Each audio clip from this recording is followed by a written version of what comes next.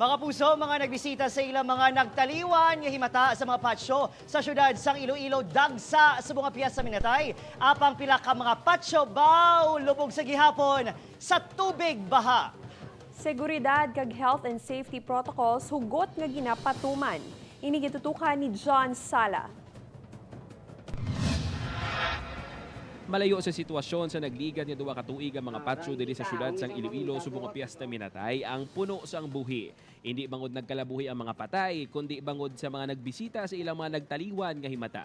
Isa sa pinakabasakong patso diri sa syudad sang Iloilo tag sa kapiesta minatay ang Tanza Public Cemetery. Pagsulod mo pa lang hugot na ginatsekyar ang mga gamit kung may mga dalang kontrabando ang mga nagasulod sa patso, lakip na ang mga patalom.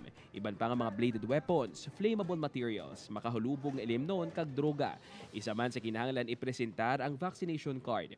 Kung wala pa nakapabakuna, hindi pwede makasulod. Apang maluwas sa strikto nga protocols ang nagsugata sa mga nagkanto diri, lutak kag baha. Sa siningabahin gani isang patsyo, malatay-latay ka pa sa kahoy kag bato kag ginbutang sa dalan agud hindi makatusmaw sa mahigko nga tubig baha. Hindi natin, we have to accept ang gina ang kasada sa isang patio ever since ang tansa. May pilaman ka mga nagkanto sa patyo nga naghingagaw papinta kag panglimpyo bangod subong lang adlaw kuno nagmayo-mayo ang tiyempo. Si Nanay Estrella naabtan pa sa news team nga nagapinta sa pansyon sa iya lolo kag lola. Apisar nga mabudlay na ini para sa iya bangod sa 65 anyos na ini kag medyo maburon na kunong iya pananawan. Wala man kuno ini sang may mahimo kundi magmato-mato. Di ako na lang nagmatomato kay kabalo man ta kagamay nga ubra ipasa ta pa sa iban ti may lang may inugbayad kita. Dili naman sa Haro Public Cemetery kainas ang agalini bunang nagpadulong. Suno sa Haro Police hugot ni nang ginapatuman ang seguridad sa area ilabi na nga ginalauman nga mas madamo pang mapadulong sa mga patyo. Mga auxiliary kita nga diri nga kusa din sa pag patuman sa kaninong gatawhay, no. So para sa assessment naton sa subong aga medyo nagdamo-damo naman kay bago na natapos ang ulan. Almost mga kalabot na siguro kita mga 1,000, no. Sa Iloilo City Public Cemetery sa Quintin Salas, Haro, pilaman kabahin sang patso ang ginbaha bangod sa pila ka adlaw nga pag-ulan-ulan tugas ang Bagyo Paeng. Sunod naman sa simbahang Katoliko apisar nga nagapang-alang-alang sila sa ginapatuman nga vaccination protocol sa pagsulod sa mga patso, kinahanglan sa gihapon nga sundon ang mando sa mga local government unit. Kutanaw naton so tani hindi kabudlay i-identify ko sino ang vaccinated at kung hindi.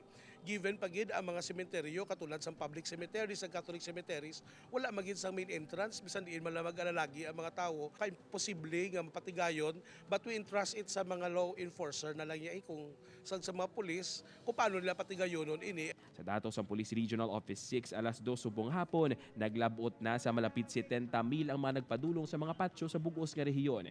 Kag makabigman nga generally peaceful tubtub sa karon ang piyesta minatay. Samtang ginabanta masobra 15 ka mga pansyon sa Banga Municipal Cemetery sa Banga Aklan ang nagkalarusdak. Suno sa Banga Police, posible nga bangod sa kadamuon sa mga nagasampaw-sampaw nga pansyon, wala sininadala ang bugat kag narusdak. Ginatan-aw man nga bangod sa pag-inulan humalin sa nagligad pa ka semana, naghumok kag nag-usmod ang duta sa patso. Padayon yung ginahibalo sang otoridad ang gintunaan sang insidente. Temporaryo naman yung ginkordon kag gintabunan sang trapal ang lugar. Upuod kay Hans Discieto. John Sala, One Western Visayas.